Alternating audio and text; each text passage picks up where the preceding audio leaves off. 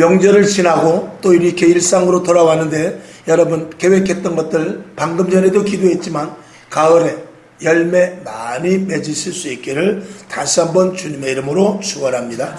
기도 제목들을 1월 달에는 기도 제목들을 다 가지고 또 소원하는 것들이 있고 또 받은 말씀도 있는데 이게 몇 달이 지나면 다 잊어버립니다. 그리고 그냥 예전과 같이 똑같이 그냥 주일 되면 예배 나오고 또 시간 되면 기도하고 성경 보고 일상에 얽매여 있는 경우가 많습니다. 다시 한번 여러분들 심기일전에서 그리스도인으로서 어떻게 살아야 될 것과 다짐했던 것들을 놓치지 않기를 바랍니다. 우리가 기도할 때는 언제든지 다짐하는 게 있어요. 기도할 때는 이래야 되겠다. 내가 이러면 안 되겠다. 또 예배 드릴 때 말씀을 드릴 때 이렇게 해야지. 이렇게 해야지. 우리가 다짐하는 게 있거든요. 근데 저 문만 열고 나가면 희한하게 다 잊어버립니다. 그리고 기도하고 그 자리에서 일어나기만 하면 언제 그랬느냐는 듯이 세상에 나가서 세상 사람들과 똑같이 되죠. 이게 모두 우리의 모습입니다. 그래서 사도 바울은 우리들에게 말하죠. 항상 기뻐하고 쉬지 말고 기도하고 범사에 감사할 것을 분명하게 이야기하고 있습니다. 그러니까 언제든지 항상 늘 계속해서 지속적으로 이게 그리스도인에게 필요한 것이죠. 자동차를 끌고 가는데 탱크에서 연료가 지속적으로 올라가야 그래야 차가 서울에서 부산을 가든지 목포를 가든지 계속해서 가지. 올라가다 기름이 올라가다 멈추고 올라가다 또 멈추고 기분 좋으면 잘 올라가다 또 멈추고 그러면은 차가 울컥거려서 갈 수가 없습니다.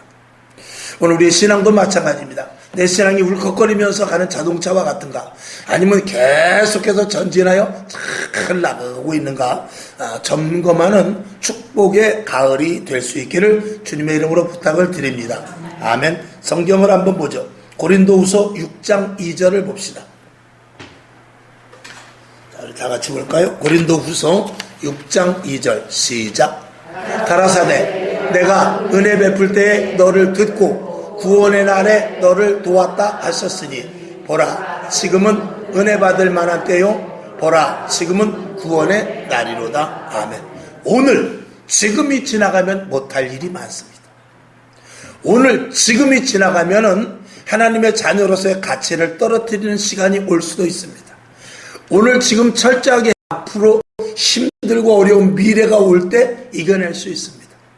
오늘 나의 모습을 가만히 보았을 때 오늘 내가 다 된 것은 엊그제까지 어제까지 했던 것의 결과가 나지요. 그러면 앞으로 좋은 결과 지금 내가 왜 이렇지? 지금 내가 좀 더 좋아져야 되는데 그렇다면 지금부터 잘하면 앞으로 미래의 어느 시간에 내가 잘 돼 있을 것입니다. 하루아침에 능력받고 하루아침에 응답받고 하루아침에 좋은 꼴을 보는 것이 아니라 늘 기도하고 엎드리고 간구하고 예배드리고 하나님 앞에 늘 가까이 있을 때 어느 시점에 열매가 맺게 되는 것입니다. 가을에 열매를 잘 맺은 옆집의 과수원을 보면서 옆집의 곡식을 보면서 아니 저 집은 어떻게 했길래 저렇게 열매가 잘 맺어졌을까? 아니 저 집은 어떻게 저렇게 과일이 잘 자라났을까? 그것은 여름에 어떻게 했냐를 보면 됩니다. 배짱이와 같이 놓은 집과 개미와 같이 열심히 한 집은 가을에 가서 반드시 차이가 나게 되어 있습니다. 오늘 여러분이 드리는 이 한 시간의 기도, 예배, 그리고 밤마다 나와서 기도하는 것, 새벽마다 나와서 예배 드리는 것, 또 그리고 일상 가운데서 그리스도인으로서 어떻게 하면 살려고 몸부림치는 이 모든 것들이 결국은 열매로 맺어지게 될 것입니다. 하나님은 반드시 심은 대로 거두게 하십니다. 시간을 놓치지 마시기 바랍니다. 때를 놓치지 마시기를 주님의 이름으로 부탁을 드립니다. 여러분이 쇼트나 이런 그 유튜브 같은 데서 혹은 책에서도 그런 글이 있어요. 많이 본 아주 오래된 예화인데 어떤 여인이 벤치에 앉아가지고 편의점에서 우유하고 과자를 샀어요. 그래가지고 벤치에 앉아서 먹으려고 그러는데 옆에 남자가 와서 앉습니다. 옆에 남자가 와서 앉았는데 가만히 보니까 과자를 먹고 있는데 보니까 내 과자야. 그래서 왜 남이 과자를 먹지? 이러면서 내가 과자를 하나 딱 먹으니까 옆에 남자도 그 과자를 먹어. 바로 화를 낼까 하다가 그래 뭐 하나 먹어라. 그리고 나서 또 내가 과자를 하나 먹었어. 그랬더니 또 하나를 먹어. 그 또 먹고 결국 맨 나중에 하나가 남았는데 그 남자가 하나를 딱 집더니 반을 딱 쪼개가지고 나를 주고 자기를 먹는 거야. 얼마나 열이 받는데 아유 내가 참고 말지 그러면서 휙 떠나가지고 그 자리에서 일어나가지고 이제 전철을 타고 가다가 가방을 보니까 내 과자가 그 속에 있는 거야. 그 남자가 나랑 똑같은 과자를 가지고 먹고 있었던 거죠. 그러니까 사람은 이렇게 이제 그 여인은 그 남자를 만날 수도 없고 사과할 수도 없어. 끝나버렸어. 지나가면 끝이. 한 번의 착각이 잘못으로 말미암아서 한 번의 착각의 잘못으로 말미암아서 영원히 돌이키지 못하는 일이 있을 수 있는 그 예화인데 여러분 우리의 신앙도 마찬가지입니다. 시간은 지나가면 오지 않습니다. 기회는 또다시 온다고 하지만 일생에 3번 기회가 온다고 하지만 여러분이 3번의 기회를 다 놓쳤을 수도 있고 또다시 올 수도 있지만 어쨌거나 기회라는 것은 앞으로 기회라는 것은 이 뒤에 대머리를 달린 뒤가 대머리 된 사람과 똑같아요. 그래서 올 때는 붙잡을 수가 있는데 갈 때는 붙잡을 수가 없대요. 미끄러워서. 그렇게 말하는 사람이 있어요. 뭐 세상에서 그렇게 말하고 있습니다. 내게서 떠나버리는 것 잡을 수 없는 4가지. 첫 번째로는 내 손에서 던져버린 돌, 그리고 내 입에서 떠난 말, 그리고 내게 주어진 기회와 그리고 흘려버린 시간. 이 4가지는 절대로 회수될 수 없다고 그래요. 여러분 오늘 이 드리는 예배, 오늘 이 드리는 예배는 다시는 드릴 수 없습니다. 만약에 내일이 주어진다면 또 드리는 것이고 오늘 저녁 예배가 주어진다면 드릴 수 있지만 오늘 저녁에 어떻게 될지 내일 어떻게 될지 내년을 보장할 수 없는 게 우리의 인생인 것입니다. 기회는 날마다 주어지는 것이 아니지만 기회가 주어졌을 때를 놓치는 사람은 가장 어리석은 사람입니다. 오늘 여러분 신앙의 믿음의 기회를 놓치지 마시길 주님의 이름으로 축원합니다. 오늘 성경 본문에 다니엘이 나오고 다니엘의 3 친구가 나옵니다. 그들은 사자굴에도 들어갔고 그리고 풀무불에도 들어갔습니다. 그를 그 시간을 피할 수가 있었다 그 말이에요. 다음으로 넘길 수도 있고 한 번은 회개하고 넘어갈 수 있지만 그런 생명이 걸린 그 문제에 대해서 그는 그 시간을 피하지 않았어요. 다니엘에게 사자굴을 피할 수 있는 기회가 있었지만 그는 피하지 않았어요. 또 다니엘의 3 친구에게 풀무불을 피할 수 있는 기회가 있었지만 그는 그것을 피하지 않았어요. 그리고 기꺼이 그 시간을 받아들였어요. 그리고 그들은 총리들 가운데 그리고 그 청년들 가운데 바벨론으로 포로로 끌려온 여러 많은 수십만의 그 청년들 가운데 으뜸이 되는 청년이 됩니다. 다니엘은 그 나라의 총리가 되었는데 그 한 번의 기회를 놓치지 않음으로 말미암아서 그가 총리가 되었는데 왕이 4번이 바뀌도록 총리를 합니다. 그 한 번의 생명의 기회를 통해서 놓치지 않는 기회를 생명을 정말 담보로 하는 기회였지만 그걸 놓치지 않았습니다. 여러분 기회를 절대 놓치지 마십시오. 여러분 성령 받은 사람 성령을 소멸하지 마시기 바랍니다. 은혜를 받은 자 은혜를 흘려버리지 마시기를 바랍니다. 말씀을 듣고 깨달은 자 그 말씀을 놓치지 마시기를 바랍니다. 기도하여서 다짐한 것 절대 흘려버리지 마시기 바랍니다. 오늘 이 시간에도 내가 생각나고 계획하는 것이 있어서 다시 한번 다짐하는 것이 있고 이렇게 신앙생활 해야 되겠다는 생각이 있으면 저 성전문을 열고 나가서 버리지 마시기를 주님의 이름으로 부탁을 드리는 것입니다. 기회는 단 한 번일 수밖에 없어요. 어떤 기회는 단 한 번밖에 없다 그 말이죠. 오늘 이 시간에 주시는 은혜를 오늘 이 시간에 주시는 은혜는 오늘 이 시간 주는 거예요. 다음에는 또 다른 은혜가 있을 것이고 그리고 여러분에게 심중을 찔러서 하나님께서 주시는 그 말씀이 언제나 같을 수는 없다라는 것입니다. 요즘은 이제 설교의 홍수 속에서 저도 이제 항상 말씀을 드렸듯이 외부 목사님들의 설교를 제가 일주일에 꼭 3편에서 5편 이상은 꼭 봅니다. 어떤 분이 그렇게 말씀을 하시더라고요. 목사님이. 그분도 참 아주 강직한 분인데 여러분이 설교가 듣고 아멘으로 하는 그 말씀을 정말 그 말씀을 달게 받아들이는 거 좋으나 그 말씀을 주의하라. 그리고 여러분 귀에 거슬리고 저 말씀은 나에게 굉장히 걸림이 된다는 말을 그 말씀을 받아들여라. 그러는 거예요. 나에게 지금 걸리는 말씀과 내게 찔려지는 그 말씀이 내 말씀이지. 지금 나에게 가서 아멘입니다. 좋습니다. 아이고 할렐루야. 그 말씀은 사실은 있어도 되고 없어도 되는 말씀일 수 있다는 거예요. 저도 마찬가지입니다. 저도 신앙생활을 하고 제가 목회를 하면서 하기 싫은 부분이 있어요. 정말 이런 것들은 좀 뺐으면 좋겠다는 그런 것들이 있습니다. 이렇게까지 해야 되는가 하는 그런 부분이 있는데 저도 그 말씀을 듣고 그것을 해야 되겠다. 힘들고 어렵고 꼭 이렇게까지 해야 되겠는가 하는 이렇게까지 해야 되겠는가 하는 그것을 하는 것이 그게 진짜 마지막 때 할 일이다.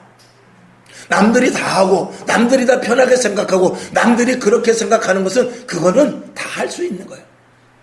근데 남들이 하지 않고 나에게 주어진 정말 어렵고 힘들고 답답하고 그리고 꼭 하기는 해야 되지만 너무나 나에게 부담이 되는 일, 그런 일들이 정말 마지막 때 해야 될 일이라는 것을 제가 다시 한번 다짐을 하죠.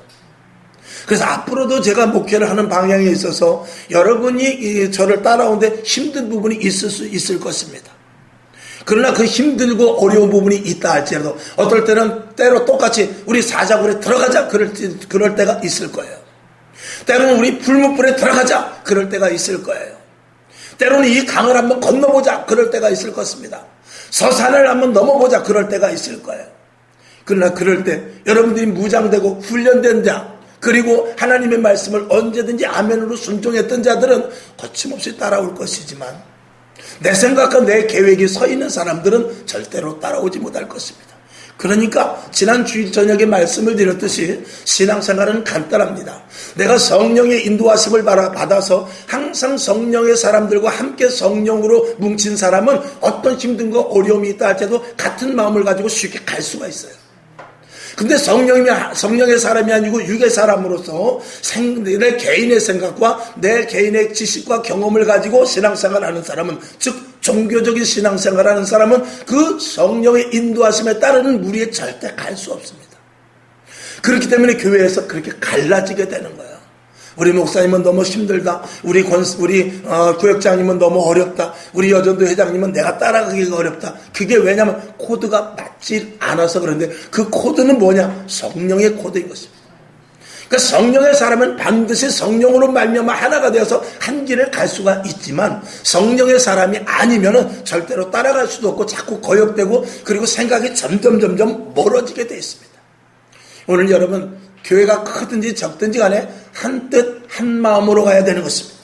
오늘 여러분 한 성령을 받은 자로서 한 마음과 한 뜻을 가지고 우리 교회가 앞으로 부흥될 수 있을 것이다. 아멘. 우리 교회가 분명하게 하나가 될 것이다. 우리 교회가 든든해지고 우리 교회가 이 주위의 어떤 교회보다도 견고하게 서며 그리고 이 교회가 하나님이 가장 기뻐하시는 교회다라는 그런 확신찬 믿음을 가지고 신앙생활에 매진할 수 있기를 주님의 이름으로 축원합니다. 아멘. 그래서 이왕에 우리가 교회를 신앙생활을 그리고 예수를 믿는 것 철저하고 분명하게 해서 하나님 보시기에 인정받는 신앙생활을 해야지. 해도 그만 안 해도 그만, 먹어도 그만 안 먹어도 그만, 심어도 그만 말아도 그만, 이런 것들은 우리가 있을 수 없다라는 것을 저와 여러분이 분명히 가슴속에 심을 수 있기를 주님의 이름으로 축원합니다. 성경을 한번 보자. 다니엘서 3장 17절을 보겠습니다. 자, 시작. 만일 그럴 것이면 왕이여 우리가 섬기는 우리 하나님이 우리를 극렬히 타는 풀무 가운데서 능히 건져내시겠고 왕의 손에서도 건져내시리라. 아멘. 이 다니엘의 세 친구가 금신상에게 전하라 라고 했을 때 우리는 못합니다. 못하면 너는 풀무불에 들어간다. 그랬을 때 풀무불에 들어간다 할지라도 우리는 금신상에게 절하지 못하겠습니다 하는 그런 결단을 내리는 것이죠. 성경을 한번 더 봅니다. 다니엘서 6장 13절 시작. 그들이 왕 앞에서 대답하여 가르되 왕이여 사로잡혀온 유다 자손 중에 그 다니엘이 왕과 왕의 어인이 찍힌 금령을 돌아보지 아니하고 하루 3번씩 기도하나이다.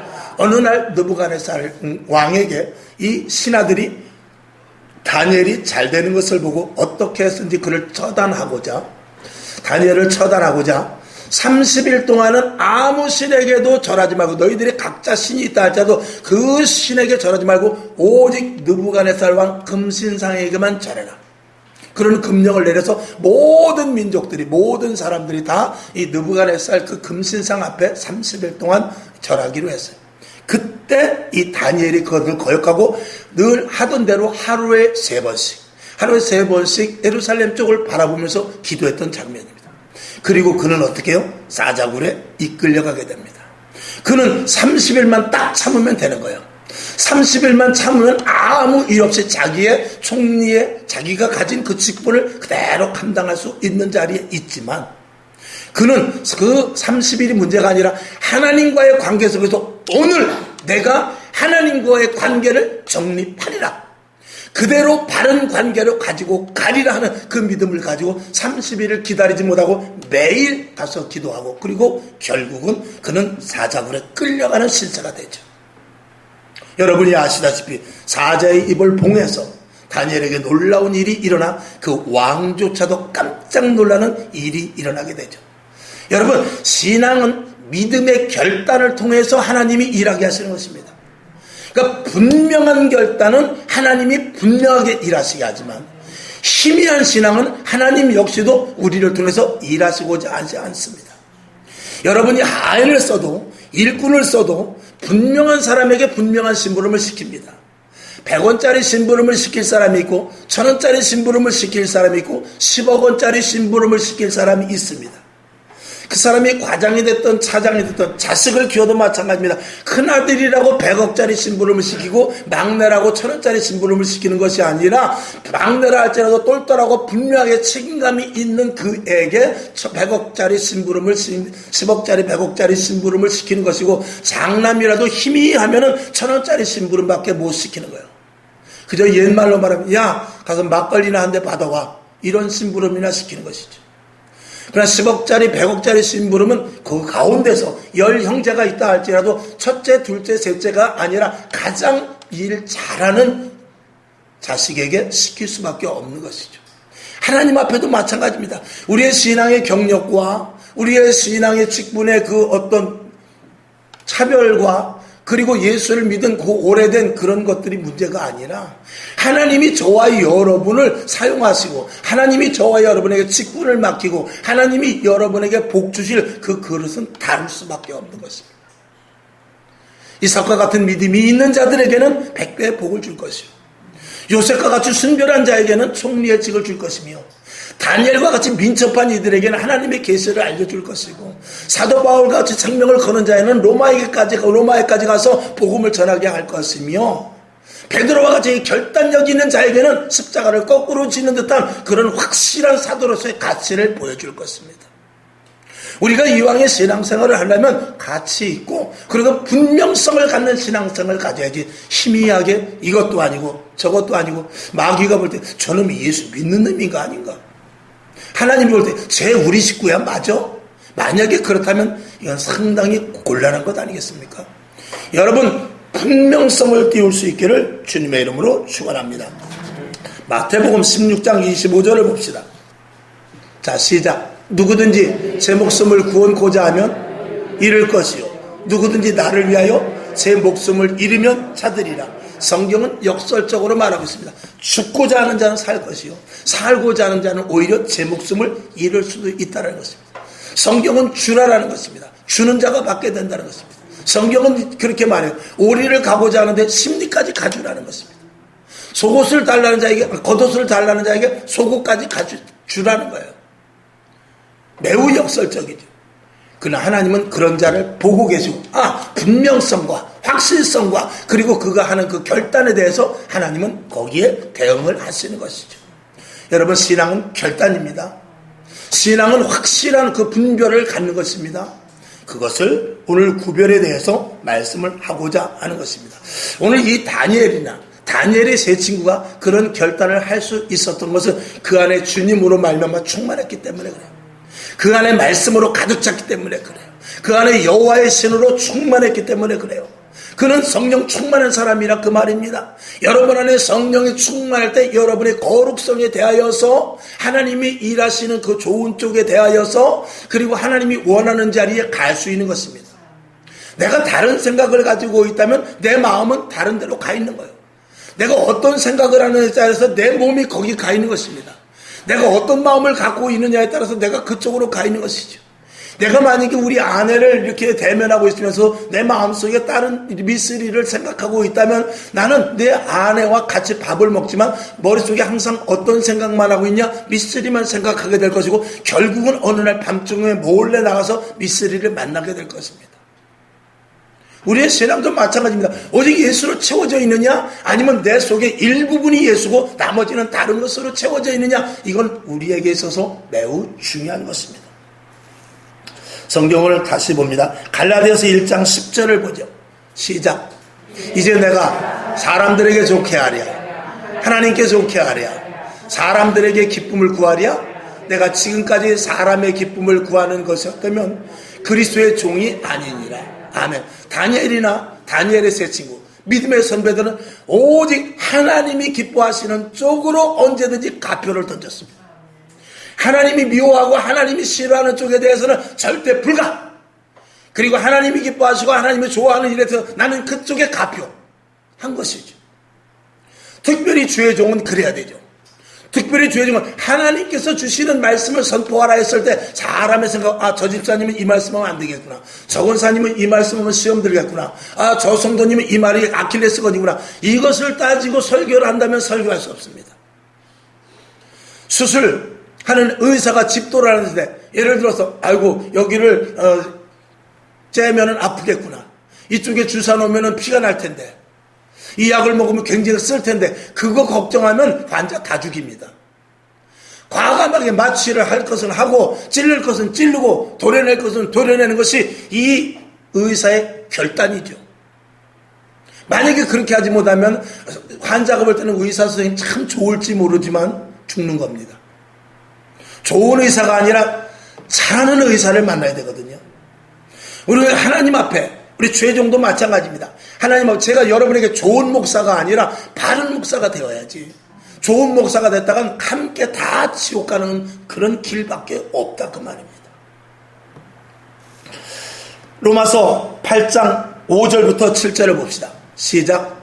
육신을 쫓는 자는 육신의 일을, 영을 쫓는 자는 영의 일을 생각하나니. 6절. 육신의 생각은 사망이요 영의 생각은 생명과 평안이니라. 7절.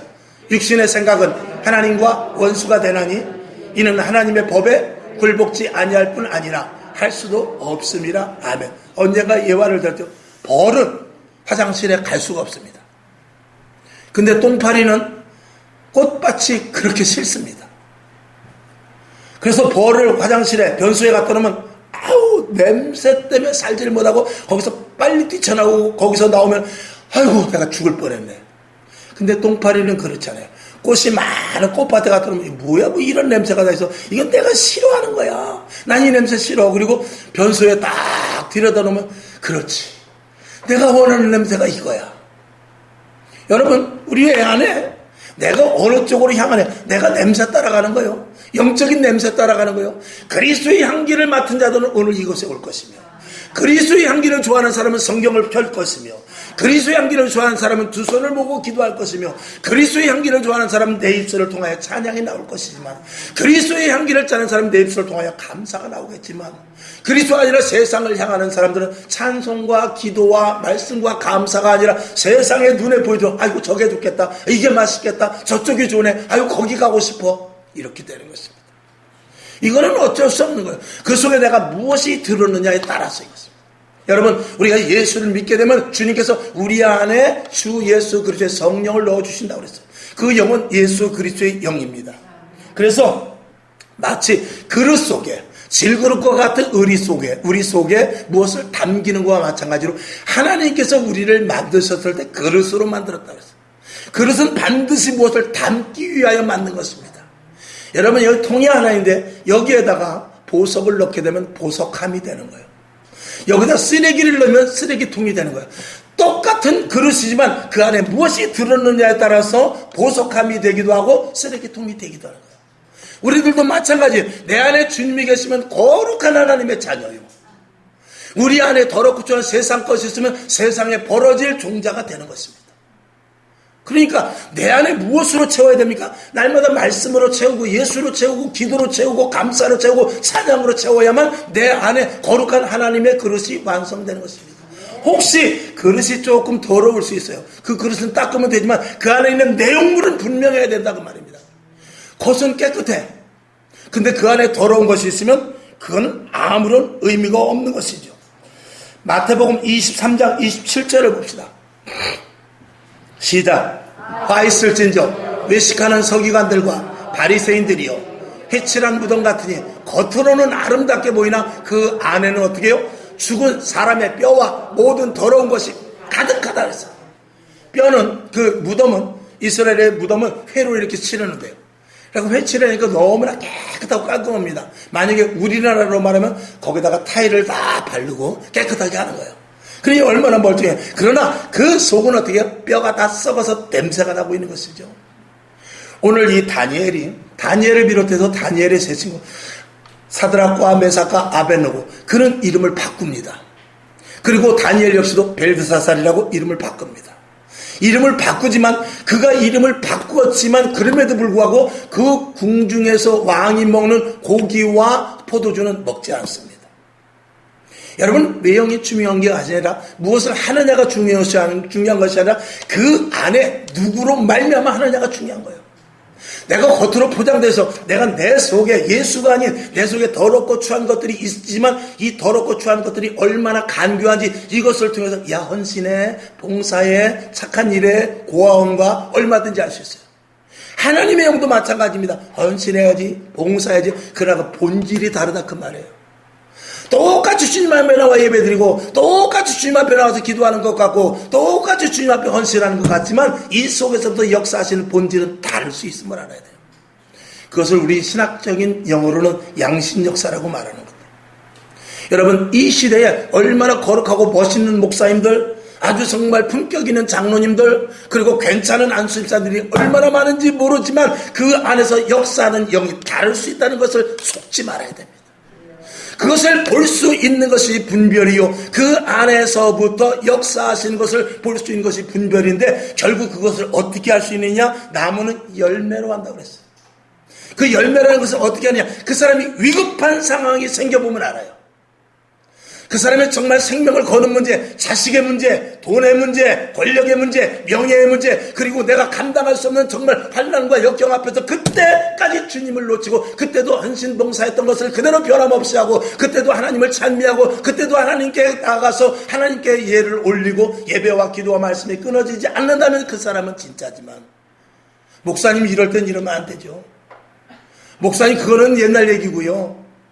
목사님이 아니 형편과 사정이 이런데 어떡합니까? 아니 그럼 목사님 이거는 이럴 땐 아닙니다라고 해서 정말 위급한 상황, 힘든 상황, 자기 자신이 불리한 상황, 그리고 물질에, 건강에, 환경에, 자녀에 이런 문제가 엮여서 너무나 큰 문제가 나의 신앙을 잡아먹을 듯한 그런 문제 속에서 내가 헤매고 있지만 그 사람은 그동안 했던 의나 헌신이나 봉사나 모든 것들은 다 예수 그리스도에서 한 것이 아니라 자기의 의로 한 것입니다. 그게 당장은 발견되지 않지만 결국에 가서는 열매로 발각이 되게 될 것입니다. 그래서 마지막 때는 점점 제가 늘 드리는 말씀대로 마지막 때는 별을 익힐 때는요 거름을 주질 않습니다. 이제 가을에 햇빛만 계속 쬐요. 거름 주지 않습니다. 풀도 매지 않습니다. 햇빛만 계속 쬐입니다. 왜? 진짜 알곡인가 축제인가 가라진가 그걸 보려고 그러는 거죠. 앞으로 점점 환란이 다가옵니다. 성경은 그렇게 말합니다. 거짓 그리스도가 나타나고 처처에 기근이 있으며 지진이 나타나고 질병이 있고 서로 이웃을 잡아주고 등등 여러 가지 어려운 환난과 고통이 오는데 그게 어떻게 재난의 이제 시작이라는 것입니다. 진짜 재난이 오면은 해와 별과 이런 것들이 빛을 잃을 때가 있다고 그래요.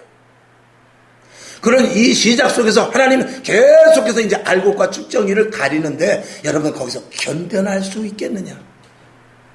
그 견뎌낼 수 있는 것은 서두에 말씀을 드린 대로 오늘까지 믿어왔던 신앙의 열매가 있는데, 오늘까지 내가 했던 믿음의 열매가 그대로 나타날 것인데, 철저하게 훈련되고 신앙에 대해서 매진했던 이들은 어떤 환난과 역경이 온다 할지라도 뿌리 깊은 나무가 흔들리지 않듯이 넘어지지 않을 것이거니와, 오늘 조금 좀 더 자자, 오늘 조금 더 졸자, 오늘 대충 믿어야지, 아니 다음에 좀 더 하지 했던 사람은 그 다음에 엉뚱한 일이 생겼을 때 감당하지 못하는 일이 일어나는 것은 당연한 일 아니겠습니까?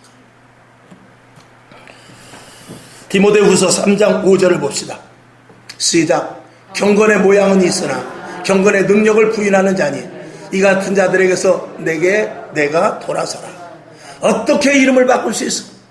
어떻게 다니엘리가 이름을 바꿀 수 있냐? 어떻게 다니엘의 새 친구 너희가 그 바벨론식 이름으로 바꿀 수 있냐? 이렇게 질타하기보다는 그들은 이름은 바꿨지만 사자굴에까지 들어간 자요. 그들은 이름은 바꿨지만 풀무불뿐만이 아니라 그 어떤 힘든과 어려움, 그 모든 모함하는 사람들 가운데서도 오직 예수 그리스도, 즉 여호와 하나님만 붙잡았던 신앙인들이 될 수 있었던 것입니다. 우리는 외형을 잘 치중하려고 그래요.